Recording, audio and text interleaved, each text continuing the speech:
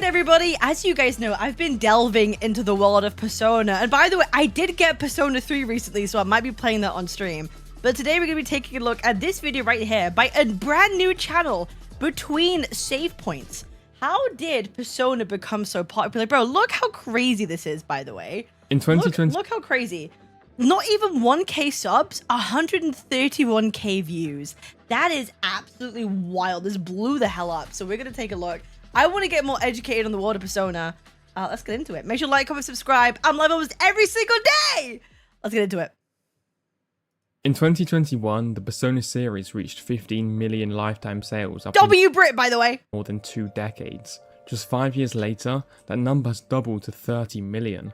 So, how did a niche PlayStation RPG become one of gaming's fastest ever growing franchises? Today, I never heard of Persona until Persona... I kind of heard a little bit about Persona 4 before, but I never paid it much attention, nor did I think it was a series.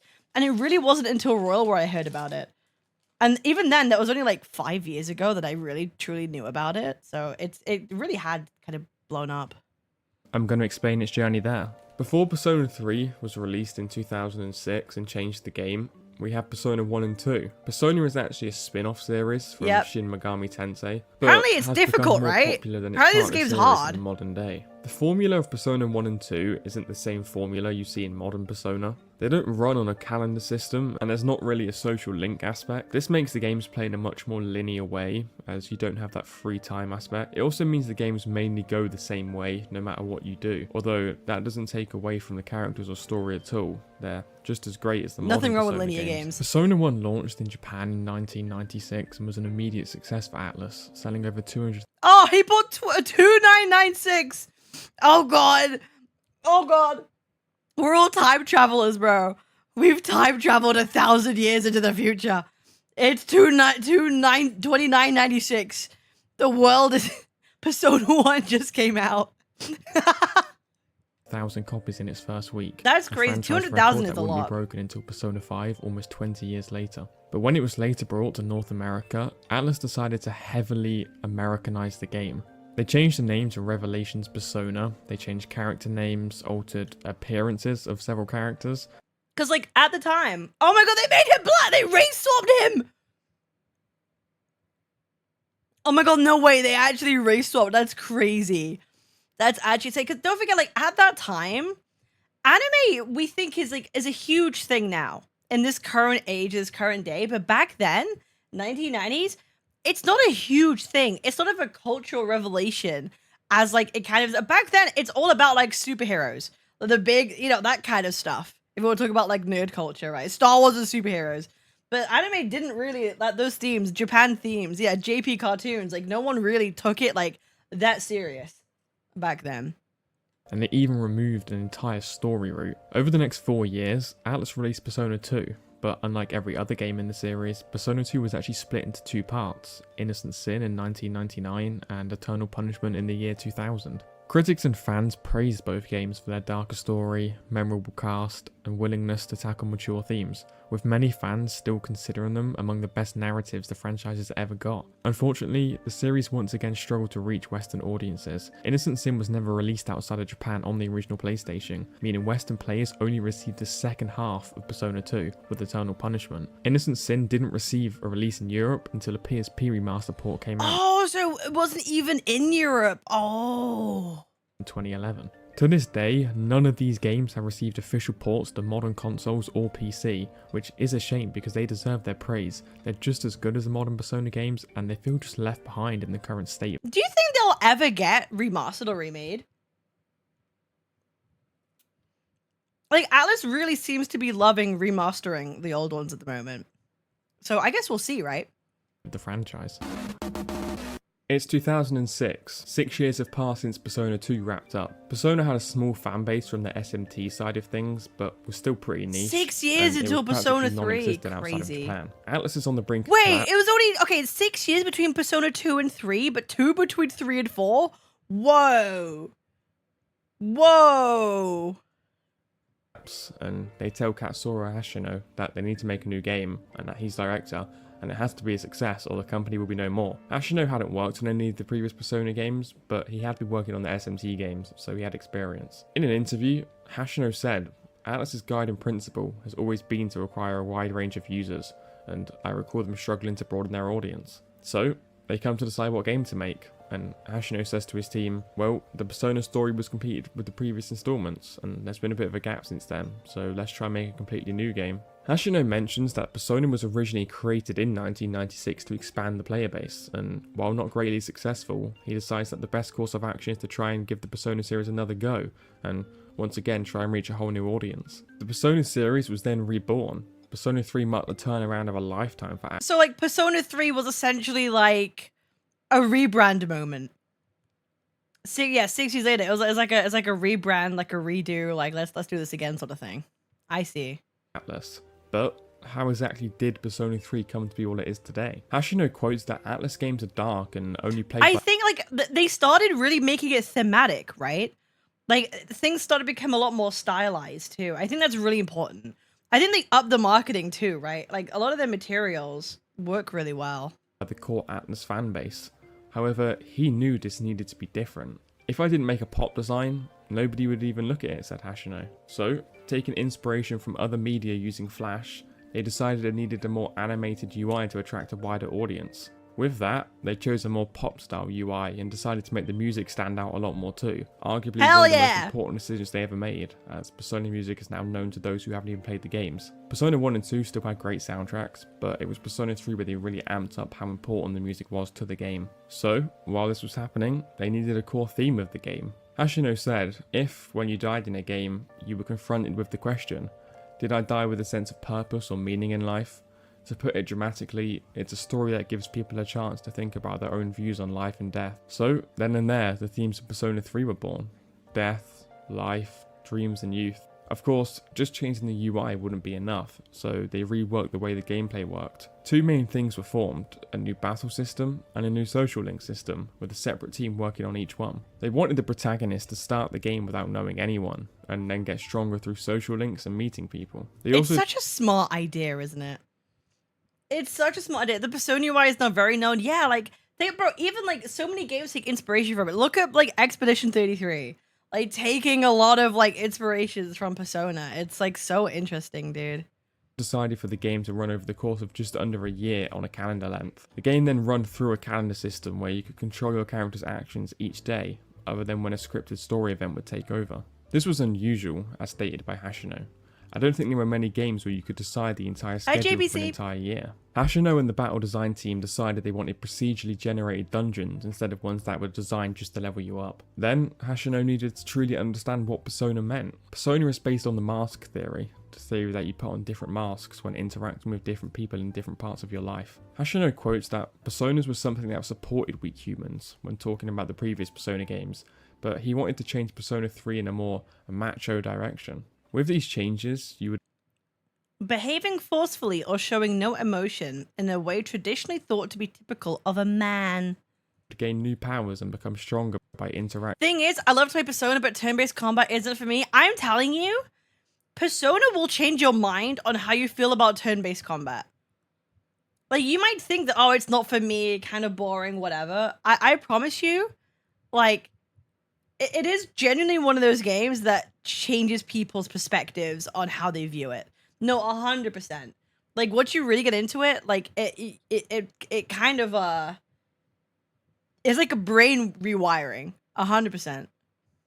Acting with the friends and allies you make, therefore making the new calendar system a fun and engaging gameplay loop. There was much more to the development of this game, so it's always fun to do your own research. So, on July 13th, 2006, Persona 3 was released for the first time in Japan, selling around 127,000 copies in its first week, and had sold 210,000 copies by 2008 in Japan. Okay. It was released in North America on August 14th, 2007 after a small delay. Atlus never revealed sales figures for America, but Persona 3 was a success, hailed as a fresh take on the RPG genre and the best RPG on the I also love the art style of characters too.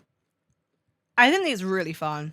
Do that year. The social links were praised for being universally fascinating, which helped them stick around for the rest of the series. Because of the success of Persona 3, Atlus announced an updated version of the game called Persona 3 𝑬𝑽𝑽𝑬, short of a festival, basically a way to celebrate the game. This updated version included updates to the original, a harder difficulty mode, and most importantly, a new epilogue called The Answer, which expands on the ending of the original Persona 3. Fez was released on April 19th, 2007, which is before America. And the milking begins. Let's release the game again, but a slightly different version. As a couple of slightly different, the milking begins. Let's be real, like Alice is really good at milking their games. Like, you'll end up buying like 3 different versions of the same goddamn game. They're really good at that, man.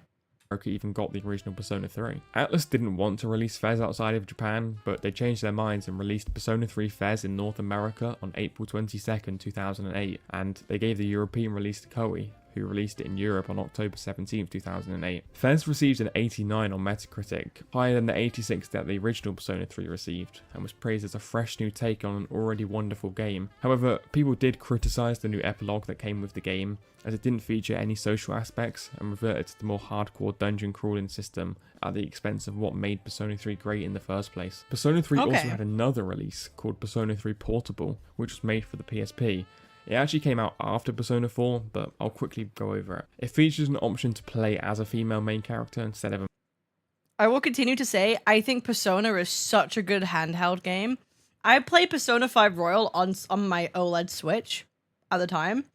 Dude, it's so good. I feel like it's really made for it. It's so good. Male. All 3 versions of Persona 3 sold well, bringing in both more players in Japan and finally showing America and Europe what Persona and Atlus are all about. And more importantly, it gave Persona a new identity. The social links, calendar system, and stylish presentation would go on to define the future of the series. And then that led to... So, after Persona 3, but before Portable, came the release of Persona 4. Katsura Hashino returned as director, and someone I didn't mention in the Persona 3 section, but returning as art director was Shinigami Sojima. Just taking a look at his work makes you see why he's so crucial to the success of the franchise. He's responsible, GOAT.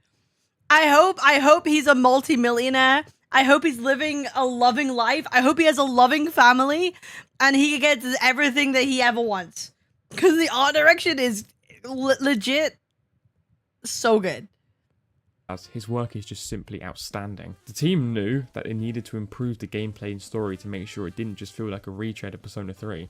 So they decided on a murder mystery plot to keep the players hooked throughout the whole game. The plot was inspired by many famous detective and mystery story writers. This time around they wanted Persona 4's story to be easy to understand without playing in the game, as they felt Persona 3's story was hard to convey unless you sat someone down and made them play it. So in came the murder mystery in a small Japanese town plot. A big part of what makes Persona 4 work so well is the cast. When asked about how they made Persona 4's cast feel so relatable, Hashino quotes, "I knew that Persona 4 would be on a smaller scale than Persona 3, so we put more emphasis on the reality of the character settings. That's probably why you guys felt so close to them. We tried to avoid making them character stereotypes, but since the worldview was already pretty far from the ordinary, it naturally followed that the characters were full of originality." Another part of why Persona 4 became... And that's so key. When it's not just about the story that you make, it's about the characters, their vibe, what they give off. Because people end up not falling in love with stories, but with characters. And you have to make relatable, memorable characters. And I guess that they learned from that. So it's kind of like they put like this their storytellingness of Persona 3 and their characters' knowledge, relatability from Persona 4, and try to make Persona 5. And try and do something crazy with that. So successful is the murderer isn't an easy thing to work out. Hashino actually said that they changed who the killer was multiple times during development. Persona 4's colour theme was decided on yellow as opposed to the blue of Persona 3. It's so good. Dude, I love that every game has a theme. You know, Persona 3 is blue, Persona 4 is yellow, and I'm like, Persona 6 is green, right? That's so curious. I really wonder like how that's gonna like play around or play about. I'm so curious, dude. Which is why having a theme colour is so important, and I personally couldn't agree more with that. Of course, once again, Persona 4 had a brilliant soundtrack. Persona 3 is kind of green too. Wait, really? My favourite one in the series. The music was made to try and fit the feel of the countryside compared to the city feel of Persona 3. Social links became much more expanded, as not everyone in Persona 3 had a social link. but now every party member had a social link, which are once again my favourite in the series, and there will be plenty of Persona 4 glaze in this video. Persona 3's romance system worked in a really strange way. If you leveled up a social link with a female who had a romanceable option, it would automatically romance them with no choice to turn it down or anything. Persona 4 changed this. You will love this woman! You will love this woman!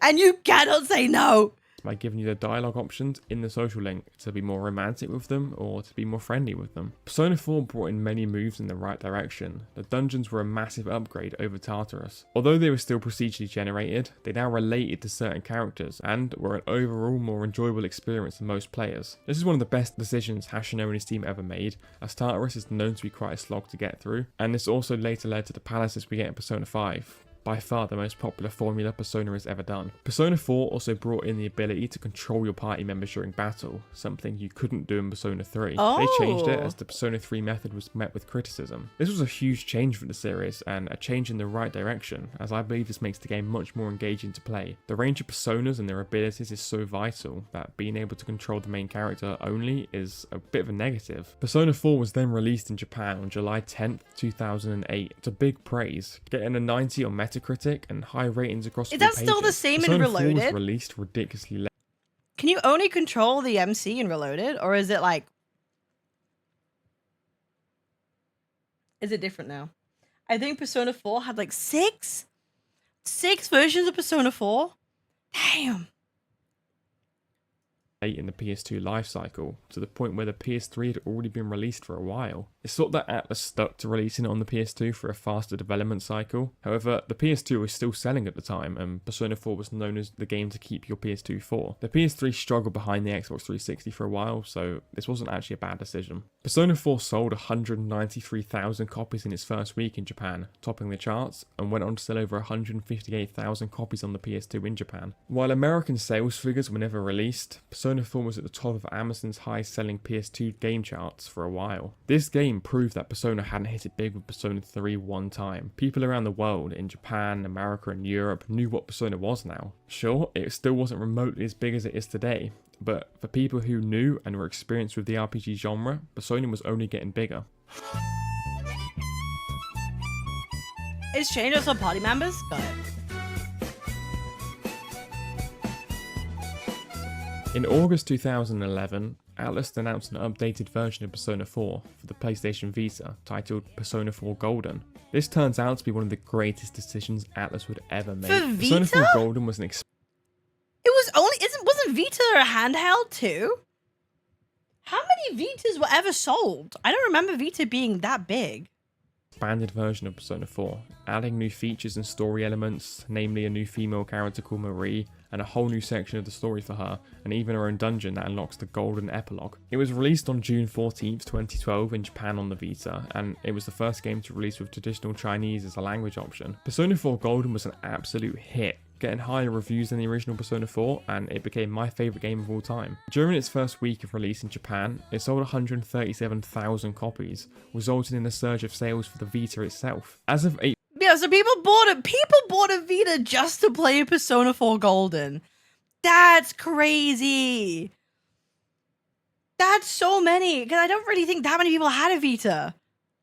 Getting a whole ass console to play Persona that's wild work, considering how the Vita went. April 2014, 700,000 copies had been shipped worldwide, with 350,000 of them being in Japan. It became known as the game you buy a Vita for. Persona 4 Golden is when Atlus really expanded their audience across the globe, and more people started to hear about the series. Golden received many awards from different game magazines and companies, being hailed as one of the best handheld RPGs ever. It's also where it became a franchise instead of just a series, as this is the first game in a series that spawned the meme of Atlus milking their games, as Persona 4 received many different spin-off games and other products such as an anime and a manga series. Wait, people like these characters.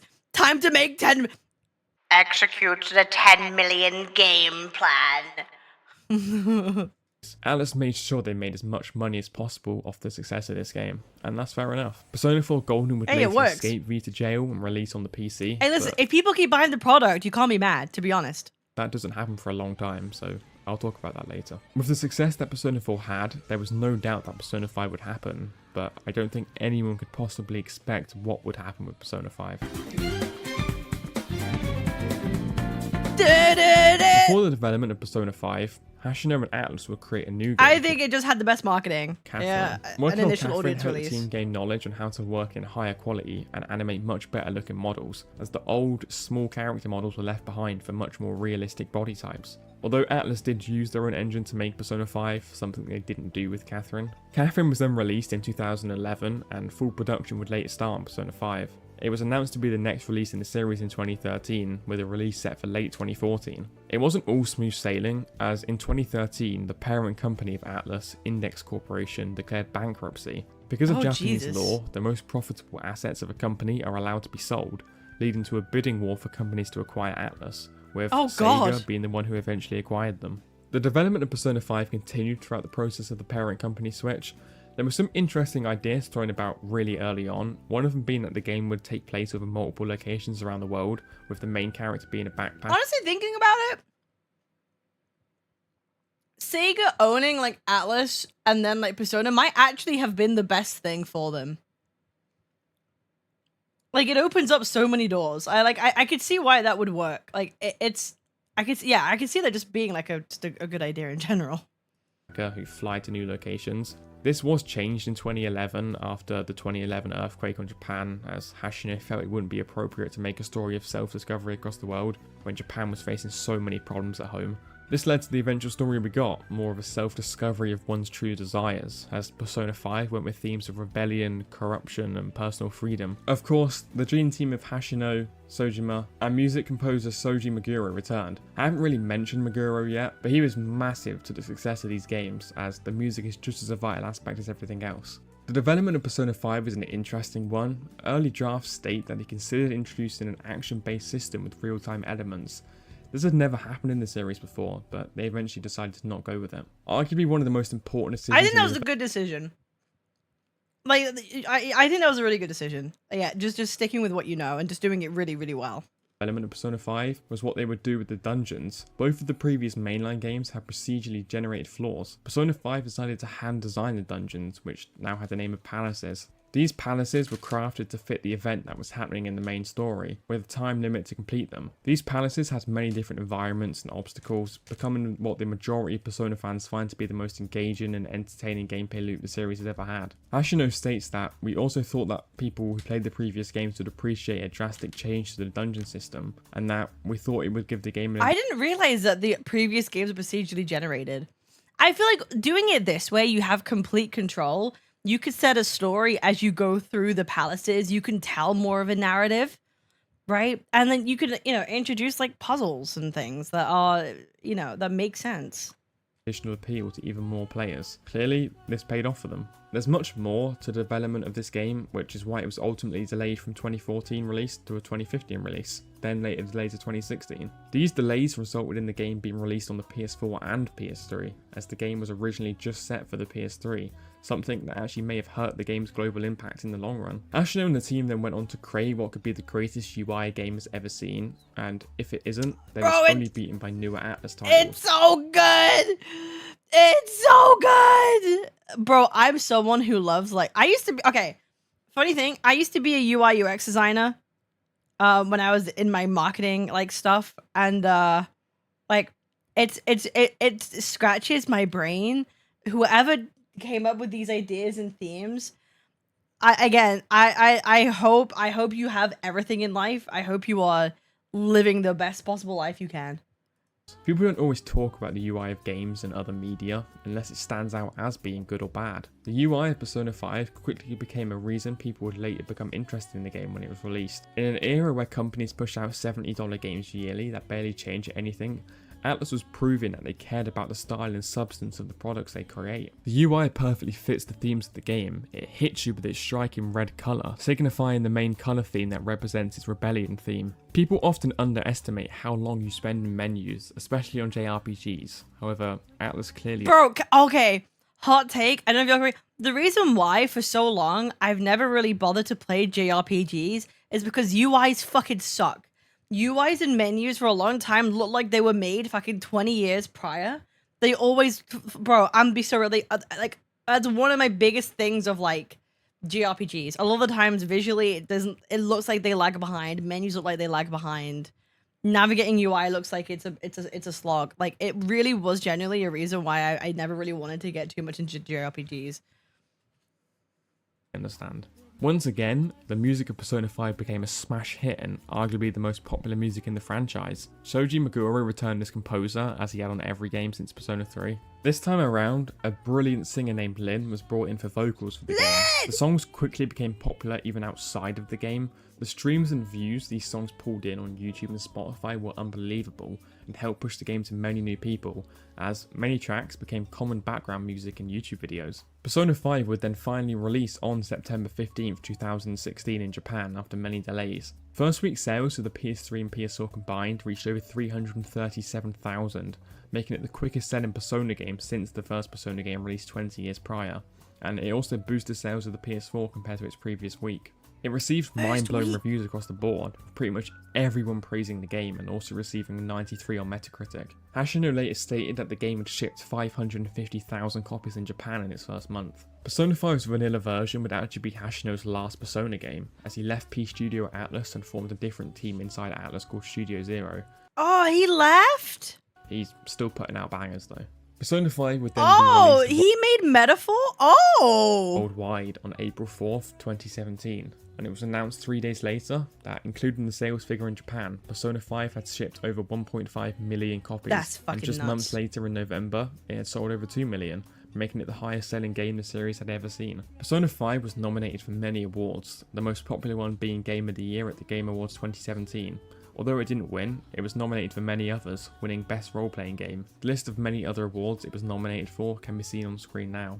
I cannot state the impact this game had. It blew up all around the world. Persona 5 was now a huge game and a huge franchise globally. The main character of the game, Joker, would later become the first downloadable character you could buy in Super Smash Bros. In 2019. This did wonders for Persona 5, as many new people got introduced to the game and wanted to play it, as they were playing as Joker in Smash. Dude, Smash, bro, the ultimate marketing tool. Holy shit. I know it sounds ridiculous, but this truly helped the success of this game. With the huge success of Persona 5, Atlus did what Atlus do best and decided to announce an updated version of the game named Persona 5 Royal. Similar to Persona 4 Golden, this updated version also included a new female character, new music, a new map area, an entire playable third semester, a new palace, and additional plot and social elements. Persona 5 Royal was announced in December 2018 and would later be released in Japan for the PlayStation 4 on Halloween 2019. By December 2019, Royal had sold over 400,000 copies in Japan and would reach charts all over the world with its worldwide release in March of 2020 for the PlayStation 4. COVID also happened in 2020, keeping people stuck inside all the time, giving them time to sit down and play through a game of Persona 5's length. Once again, this helped sales. Royal was praised even more than the original game, receiving a 95 on Metacritic and introducing fan favourite characters like Maruki. I really can't state enough how much of an impact both versions of Persona 5 made in introducing millions and millions of people to this series. Persona 5 also joined Persona 4 in the Atlus milking its games joke, as Persona 5 would also bring an anime, a manga, Joker! It's time to be in new games, Joker! And multiple spin-off games, just like Persona 4. However, Atlus also did something else in 2020, something arguably just as important.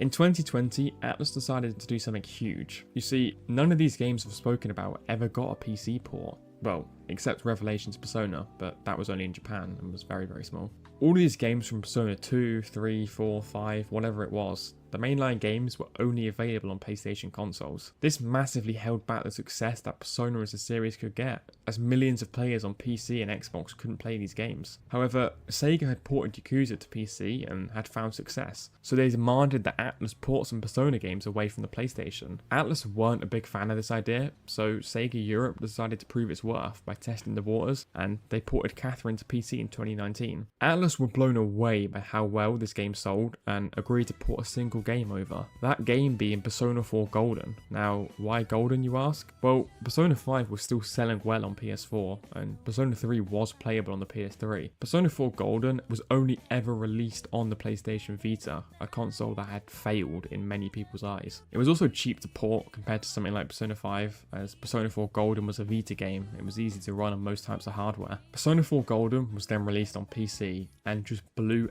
everybody away, quickly selling 500,000 copies in its first month, and then in just over a year, it sold over 1 million copies. Bro, for a game that's so old, this game is so old! Dude, the game is so old! Bro, imagine bringing back a game that's literally like a decade fucking old, putting it on PC and get 1 million copies sold. That's actually insane. Blew That's Sega fucking away incredible. and helped both Atlus and Sega realise that they completely neglected the PC market, promising to bring more older Persona games to PC. This PC port led to Persona 5 Royal finally coming to PC and other consoles worldwide on October 21st, 2022. This was a monumental That's when I played. That's when I played, because I played on Switch. moment, as it finally opened the door that led to Persona becoming a multi-plat franchise. It also led to Persona 5 and its side games selling over 13 million copies as of 2025. Jesus! Yes, that is 13 million just for the Persona 5 games. Persona 3 Portable was also made into a multi-plat games a few months later, an achievement for the series, but it doesn't really matter in the grand scheme of things. The success of Persona 5 had brought in millions and millions of new fans, and many of those wanted to play the older Persona games, but they didn't want to sacrifice the gameplay and quality of life features they got with Persona 5. So, in comes Persona 3 Reload, a remake of Persona 3. Development started in 2019, and the game was officially announced in 2023. Persona 3 released on February 2nd, 2025 on the PS4, PS5, PC, Xbox One, and the Xbox Series S and X, making it the first Persona game to release on multiple major platforms on release day, a massive achievement for the franchise. And it quickly proved itself. It sold 1 million copies in its first week. Oh my god, there's no way. Making it the fastest selling game in the franchise to reach 1 million copies. It also received positive reviews with the Metacritic scores in the late 80s. It reached 2 million copies sold in 2025. It didn't quite reach the success that Persona 5 had been, and still continues. I think it's difficult to capture that magic of like Persona 5. I'm wondering if Persona 6 will. I'm wondering if Persona 6 will be as successful as 5. We'll see. To be, but it was still a positive experience for Atlus and led to Persona 4 Revival, a remake of Persona 4 Golden. Persona 4 Revival was just announced recently at Xbox Game Showcase, where it's currently planned for a 2027 release. In that same Xbox Game Showcase, the main headline reveal was Persona 6, proving that Persona had finally become worldwide enough to be a highlight of the night. Persona 6 had become almost a myth at this point, as the last non-spin-off game or remake game was Persona 5 back in 2016. The trailers for both Persona 4 Revival and Persona 6 Reveal have reached over 1.5 million and 3 million views respectively on the Atlus West YouTube channel, breaking into the channel's top 10 most popular videos in less than 2 weeks. And that brings us to the recent announcement that the Persona series has reached over 30 million lifetime sales with its 30th anniversary this year. Persona only really started to gain mainstream popularity with Persona 4, and has doubled its sales since 2021, where it reached 15 million total copies sold. Persona has survived. They've got a long way to go. Like, hopefully, like, they can continue with their success and they can learn and grow, and Persona 6 is a massive success. Or are they gonna turn around and stop making flops? You know? Like, time will tell. Poor localization, aging hardware, massive. Listen, they're making absolute bank from their gacha game, right? They're making millions every single month just from their gacha game, Persona 5X, right? So that hopefully that's funding Persona 6. Hopefully all of that is going to Persona 6, dude. Financial uncertainty and years of the struggle of not being seen globally. Yet, through the genius that is Hashino and his entire team, Persona 3 and onward became known to the world. And I hope that one day, everyone who worked on Persona 1 and both versions of Persona 2 finally get their time to shine and get to prove that those games are just as excellent. And with the release of both Persona 4 Revival and Persona 6 coming up in the next year or two, I believe the numbers are only going to continue to grow for Atlus. Dude, that's a nice little history video. I feel like now I have become educated. I'm gonna subscribe. Yo, this guy needs 1,000 subs, bro. Let's give him some love. Give him some love. Yippee. Alright guys, make sure to like, comment, subscribe, all the good stuff. I'm planning to play Persona 3 soon, hopefully. We'll see. I appreciate y'all. See you guys in the next one. Peace!